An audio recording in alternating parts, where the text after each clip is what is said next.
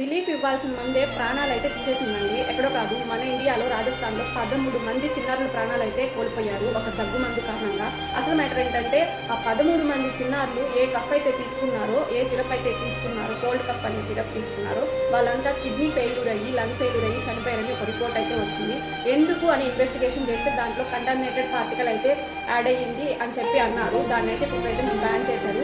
ప్రతి ఒక్క పేరెంట్స్‌కి అయితే చెప్తున్నా, పేరెంట్సే కాదు ప్రతి ఒక్కరు ఎవరైతే మెడిసిన్స్ తీసుకుంటున్నారో వాళ్ళంతా పెద్దవాళ్ళైనా సరే, చిన్నవాళ్ళైనా సరే మెడిసిన్స్ తీసుకునే ముందు మ్యానుఫ్యాక్చర్ డేట్ ఎలా ఉంది, ఎప్పుడు ఉంది, ఏ టైంలో ఉంది, ఎప్పుడు ఏ ఇయర్ అని చెక్ చేసుకోండి. ఎక్స్పైరీ డేట్ ఎప్పుడు ఉంది అని చెక్ చేసుకొని తీసుకోండి.